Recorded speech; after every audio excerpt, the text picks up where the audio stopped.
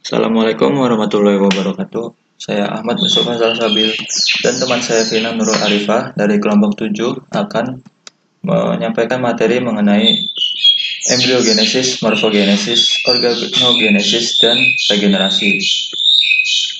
Yaitu yang pertama adalah embriogenesis. Embriogenesis adalah proses pembelahan sel dan diferensiasi sel dari embrio manusia yang terjadi pada saat tahap-tahap awal dari perkembangan manusia. Tepatnya, embriogenesis terjadi pada saat spermatozoa bertemu dan menyatu dengan ovum yang disebut dengan fertilisasi, sampai akhir dari minggu ke-8 dari perkembangan manusia. Tahap-tahap embriogenesis meliputi fertilisasi, pembelahan, blastulasi, dan gastrulasi. Yang pertama yaitu fertilisasi. Fertilisasi adalah proses penyatuan gamet pria dan wanita yang terjadi di daerah ampula tuba falopi. Spermatozoa bergerak dengan cepat menuju saluran telur. Pergerakan naik ini disebabkan oleh kontraksi otot-otot uterus dan tuba. Sebelum spermatozoa dapat membuahi oosit, mereka harus mengalami proses kapasitasi dan reaksi kromosom. Tadi disebutkan istilah kapitasi dan reaksi akrosom. Kapitasi adalah suatu masa penyesuaian di dalam saluran reproduksi wanita yang pada manusia berlangsung kira-kira selama 7 jam. Selama waktu ini, waktu selubung dari glikoprotein dari protein-protein plasma segmen akan dibuang dari selaput plasma yang membungkus daerah akrosom spermatozoa. Hanya sperma yang menjalani kapasitasi yang dapat melewati sel korona dan mengalami reaksi akrosom. Reaksi akrosom merupakan reaksi yang terjadi setelah penempelan ke zona pelusida dan diinduksi oleh protein-protein zona. Reaksi ini berpuncak pada pelepasan enzim-enzim yang dibutuhkan untuk menembus zona pelusida, antara lain akrosin dan zat-zat serupa tripsin. Tahap selanjutnya yaitu pembelahan. 24 jam setelah fertilisasi, oosit yang dibuahi mulai melakukan pembelahan pertamanya. Setelah zigot mencapai tingkat 2 sel, ia akan menjalani serangkaian pembelahan mitosis yang mengakibatkan bertambahnya jumlah sel dengan cepat. Sel ini dikenal sebagai blastomer yang akan berbentuk seperti gumpalan yang padat. Kira-kira setelah 3 hari setelah pembuahan, sel-sel embrio yang termampatkan tersebut akan membelah lagi membentuk morula. Morula adalah kumpulan dari 16-30 sel blastomer. Karena sel-sel ini muncul dari pembelahan atau cleavage dari zigot dan semua terdapat pada zona pelusida yang tidak bisa membesar. Jadi pertumbuhannya tidak banyak terlihat. Setiap sel yang baru besarnya sama dengan sel awal, dan nama morula itu berarti mulberry, karena mirip seperti kumpulan sel-sel setengah bulat. Sel-sel bagian dari morula merupakan massa sel dalam, sedangkan sel-sel di sekitar membentuk massa sel luar. Massa sel dalam akan membentuk jaringan-jaringan embrio yang sebenarnya, sementara massa sel luar akan membentuk trofoblast, yang kemudian ikut membentuk plasenta. Ini merupakan gambaran dari pembelahan. Yang pertama itu zigot, yang kemudian akan membelah menjadi 2 sel embrio, kemudian 4 sel embrio, 8 sel embrio, dan akan berakhir menjadi morula. Macam-macam pembelahan itu ada 2, yaitu pembelahan holoblastik equal dan pembelahan holoblastik unequal. Holoblastik equal itu terjadi ketika sel membelah menjadi 2 sama besar dan berakhir menjadi blastomer yang terdiri dari 32 sel. Contohnya itu pada bintang laut dan katak. Tahap pembelahan pertama, pembelahan lewat bidang meridian. Kemudian dilanjut bidang meridian juga tapi tegak lurus pada bidang pembelahan yang pertama. Akan terbentuk 4 sel sama besar. Ketiga, lewat bidang latitudal dan terbentuklah 8 sel yang terdiri dari 4 sel bagian atas mikromer dan 4 sel bagian bawah makromer. Keempat, lewat bidang meridian dan terbentuk 16 sel.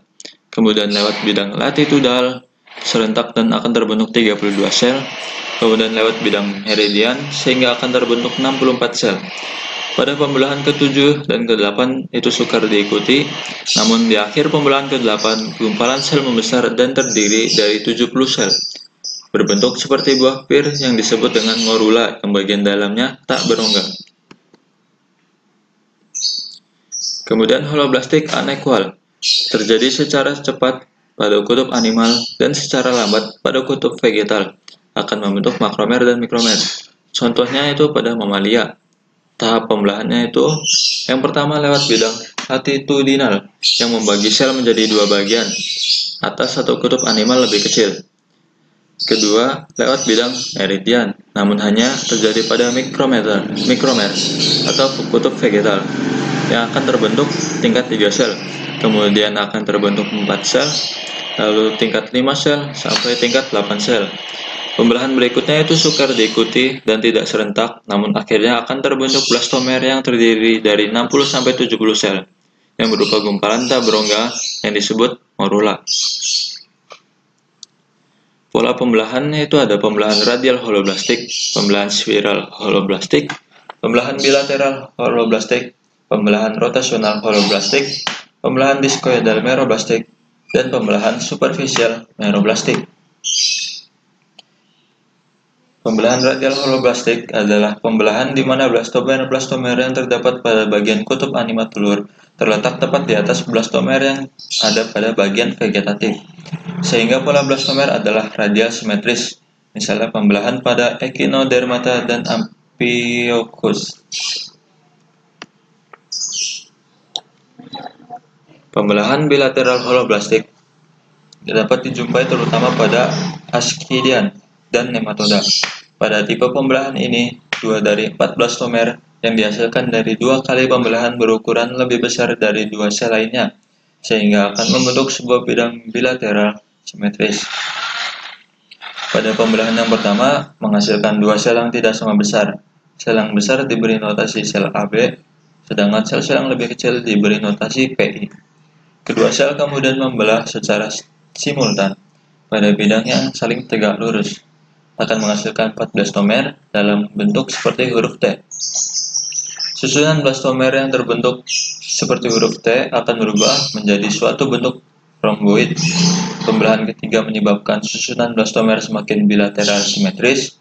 2 blastomer yang berukuran besar membentuk 2 blastomer lainnya di sisi kiri dan kanan sel blastomer tersebut, sedangkan 2 blastomer lainnya membentuk suatu kelompok 4 sel yang letaknya saling membelakangi. Pada Ascaris atau nematoda, blastomer menunjukkan bagian-bagian yang khusus dari embrio.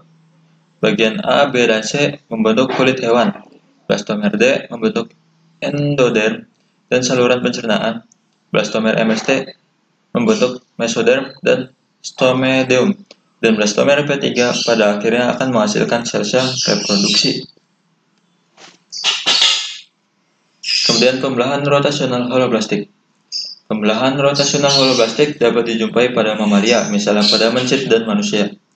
Beberapa ciri pembelahannya itu pembelahannya relatif lambat dan orientasi blastomer itu sangat khas. Pembelahan pertama adalah pembelahan secara ekuatorial.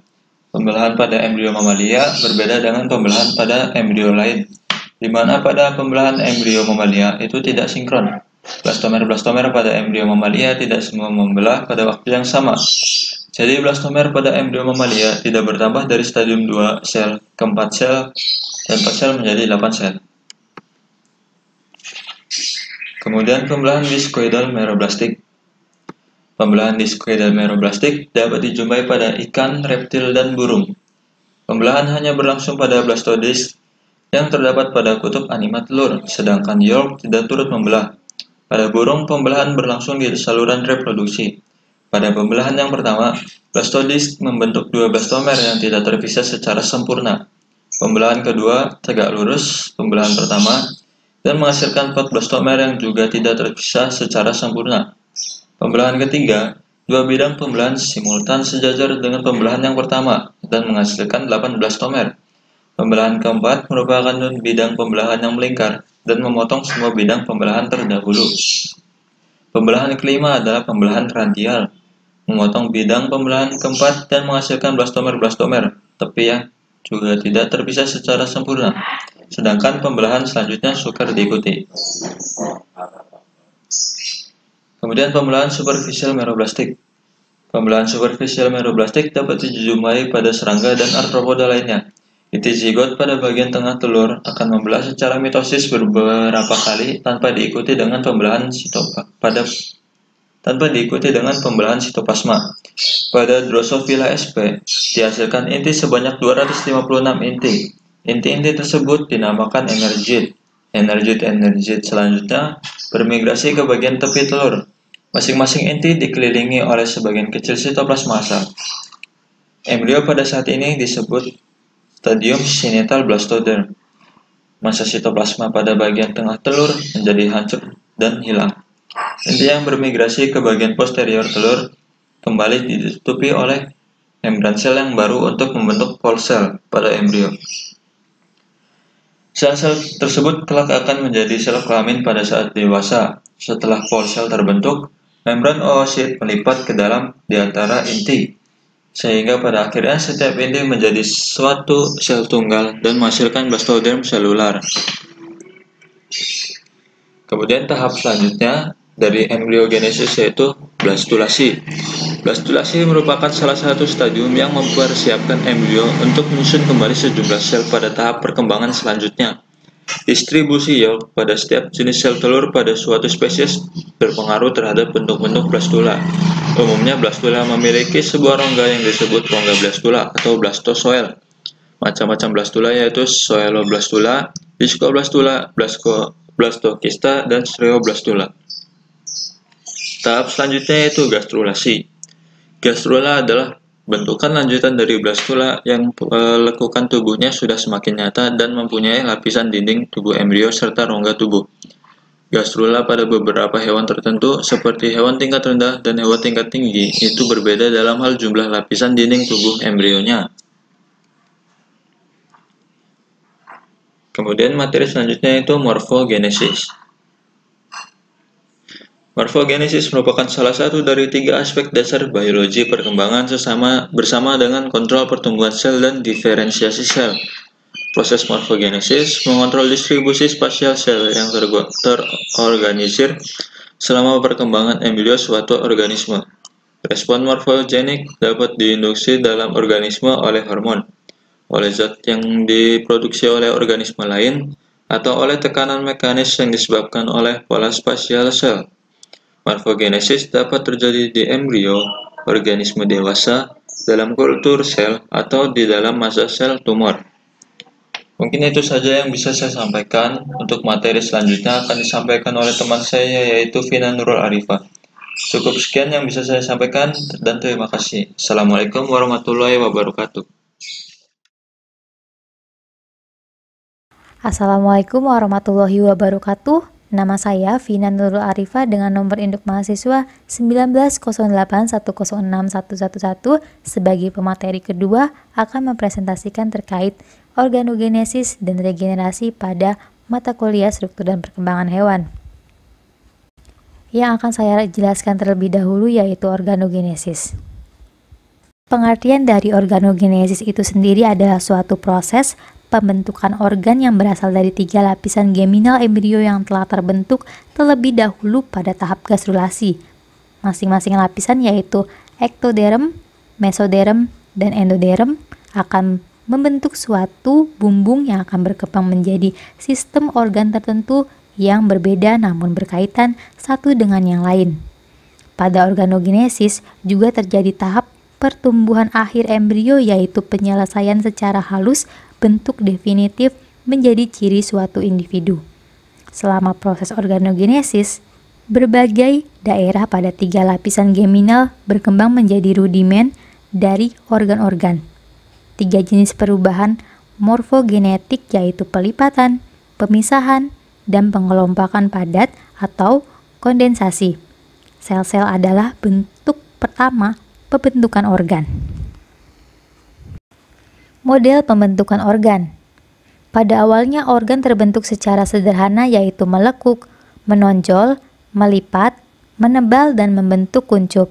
Kemudian menjadi interaksi induksi antara 2 lapisan benih untuk membentuk struktur organ. Model pembentukan organ dibagi menjadi 3 calon organ.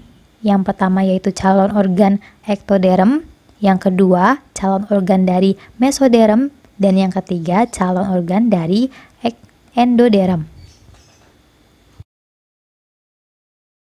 Tahapan organogenesis. Dalam berlangsungnya proses organogenesis memiliki 2 periode atau 2 tahapan, yaitu yang pertama, periode pertumbuhan antara. Periode ini terjadi transformasi dan diferensiasi bagian-bagian tubuh embrio sehingga menjadi bentuk yang definitif, yang khas bagi suatu spesies. Seperti pada katak, adanya tingkat berudu.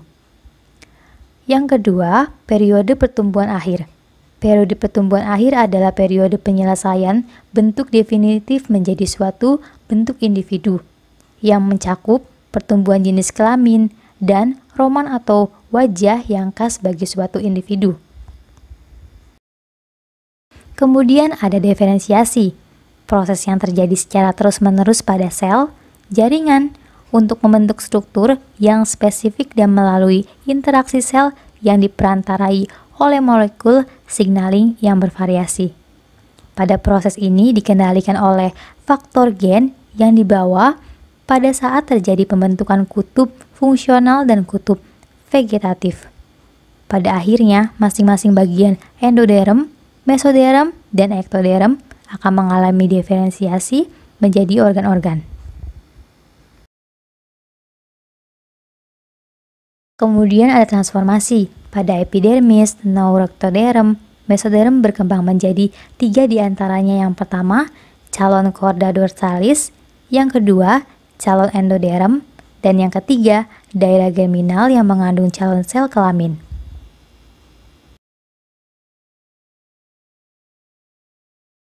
Mekanisme pembentukan organ. Pada manusia, organ dalam mulai berkembang dalam 3-8 minggu setelah pembuahan. Lapisan germinal membentuk organ melalui 3 proses, diantaranya lipatan, pemisahan, dan kondensasi. Bentuk lipatan di germinal sel dan biasanya membentuk tabung tertutup yang biasanya terdapat dalam perkembangan tabung syaraf vertebrata. Belah atau kantong bisa terbentuk di lembaran germinal sel yang membentuk vesikula atau perpanjangan. Paru-paru dan kelenjar organisme dapat berkembang dengan cara ini. Langkah utama dalam organogenesis untuk chordata adalah pengembangan notochord yang menginduksi pembentukan lempeng syaraf dan akhirnya tabung syaraf dalam perkembangan vertebrata. Perkembangan tabung syaraf akan muncul otak dan sumsum tulang belakang. Vertebrata mengembangkan puncak syaraf dan berdiferensiasi menjadi banyak struktur termasuk tulang, otot, dan komponen sistem syaraf pusat. Diferensiasi ektoderm menjadi kristal syaraf, tabung syaraf, dan ektoderm permukaan kadang-kadang disebut sebagai neuralisasi, dan embrio dalam fase ini adalah neurala.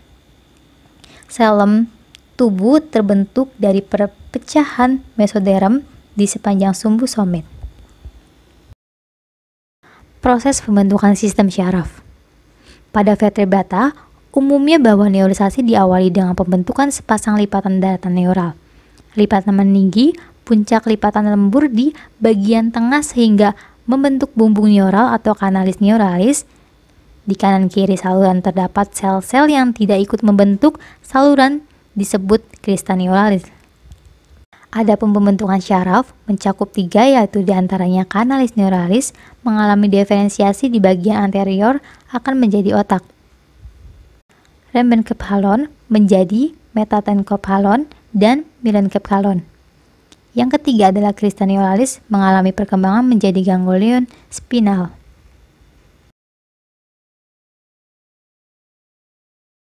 Pembentukan mata. Pembentukan mata diawali dengan induksi dari bagian calon otak yaitu dienkephalon. Dari bagian itu tumbuh sepasang tonjolan yang dinamakan epiginasi ke lateral. Epiginasi makin mendekati epidermal. Karena induksi epiginasi itu, epidermal menebal membentuk plakoda lensa. Antara epiginasi dan plakoda lensa saling berinteraksi. Kemudian ada pembentukan anggota badan. Pembentukan anggota badan diawali dari proliferasi mesoderm somatik di tempat calon tangan atau sayap dan kaki tumbuh. Karena proliferasi tersebut terbentuk penonjolan sebagai kuntum atau limb bud, struktur kuntum terdiri dari ektodermal apikal sebagai ujung perkembangan dan mesoderm inti atau core sebagai pusat proliferasi sel. Antara keduanya terjadi saling interaksi. Di antara keduanya terdapat lapisan basal sebagai pemisah.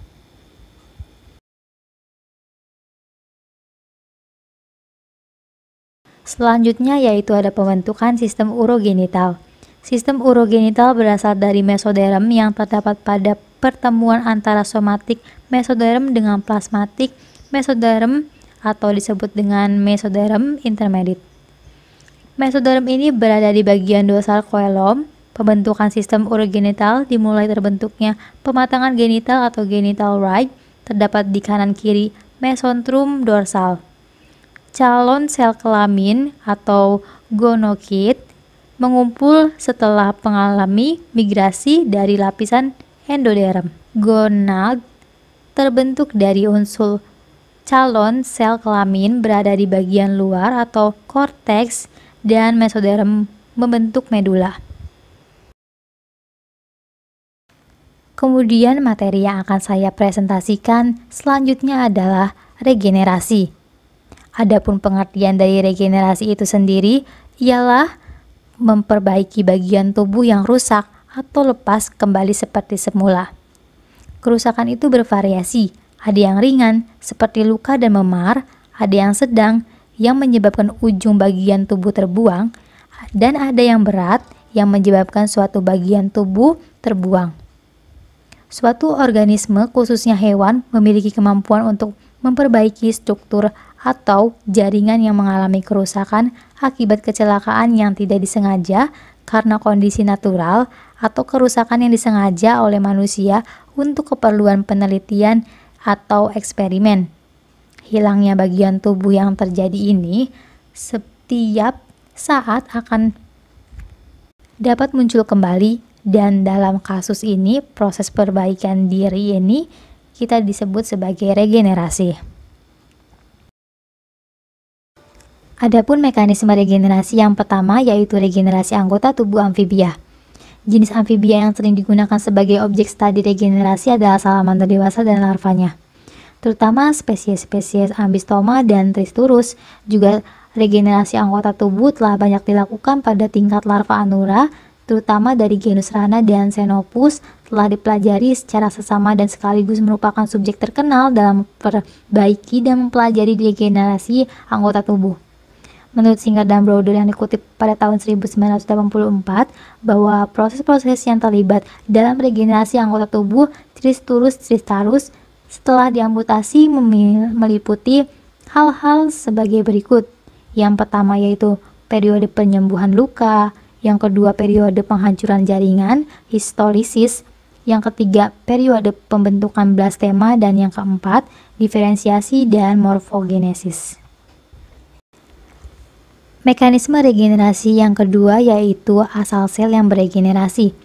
Dalam suatu eksperimen yang dilakukan oleh Wetting pada tahun 1927, yaitu suatu anggota tubuh haploid yang diamputasi, selanjutnya dicangkokkan di salamander diploid atau 2N.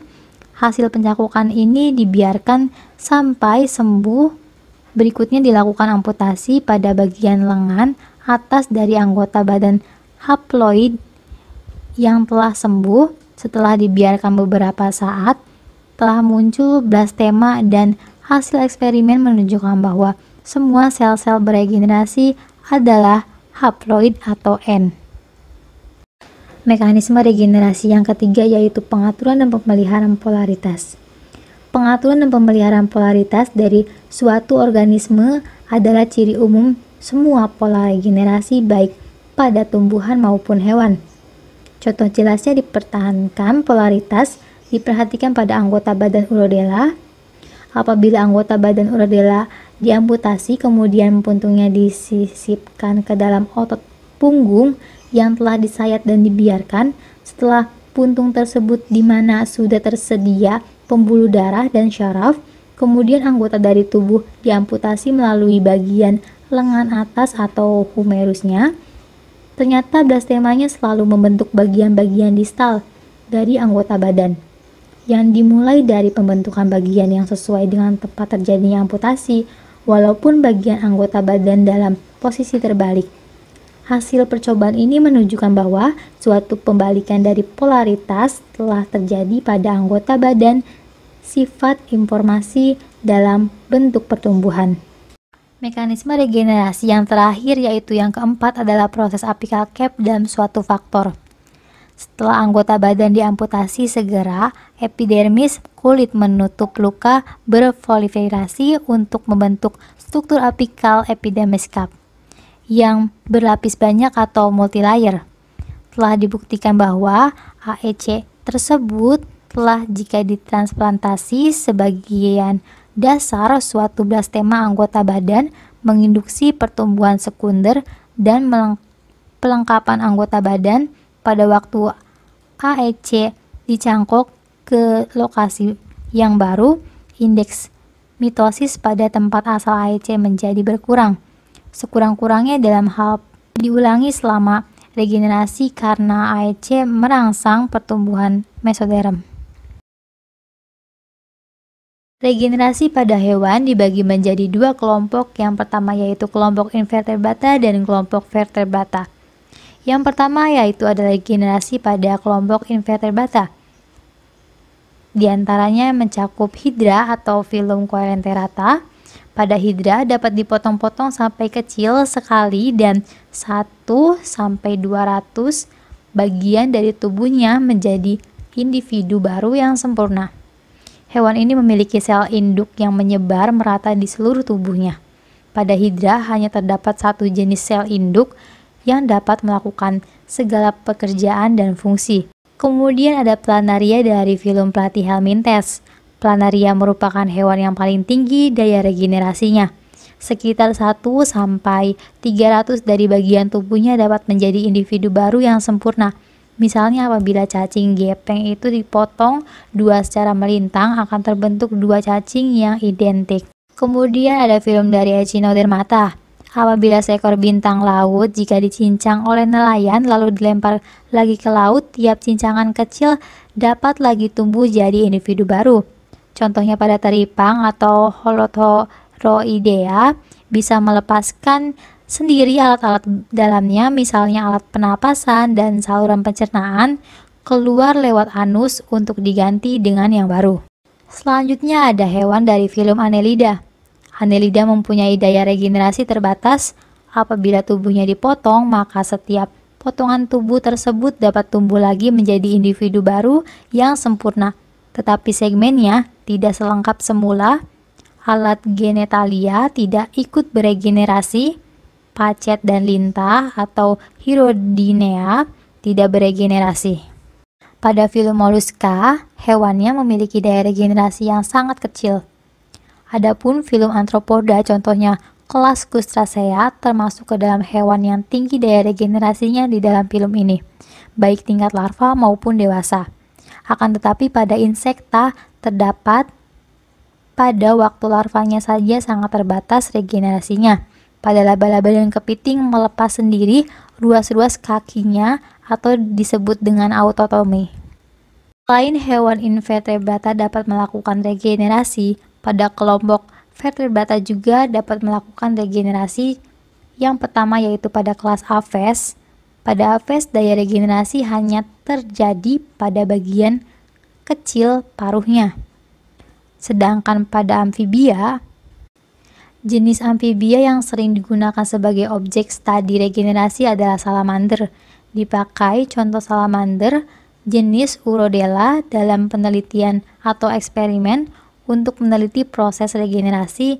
Satu kaki salamander dipotong dekat pangkal lengan, terjadi proses diantaranya darah mengalir menutupi permukaan luka, lalu membeku, membentuk scab yang sifatnya melindungi, kemudian epitel kulit menyebar di permukaan luka di bawah scab, kemudian diferensiasi sel-sel jaringan sekitar luka, sehingga jaringan-jaringan tersebut akan bersifat mudah kembali dan pluripotent untuk membentuk berbagai jenis jaringan baru. Setelah itu pembentukan blastema, yakni kuncup regenerasi pada permukaan bekas luka scab, kemungkinan sudah lepas pada proses ini. Blastema berasal dari penimbunan sel-sel berdiferensiasi.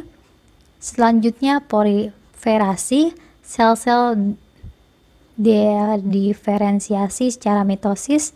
Yang terakhir adalah rediferensiasi sel-sel, dediferensiasi serentak dengan berhentinya proliferasi sel-sel blastema itu.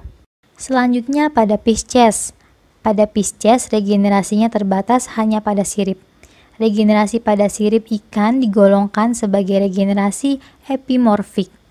Tipe regenerasi ini ditandai dengan pembentukan epidermis, penutupan luka, pembentukan blastema pluripotent, diferensiasi blastema, sintesis dan deposisi matriks ekstraseluler dan pertumbuhan serta restorasi morfologi. Kemudian tipe regenerasi. Menurut Luqman yang dikutip pada tahun 2009, ada tipe-tipe regenerasi yaitu regenerasi morfolaksis, intermediate, dan epimorfik.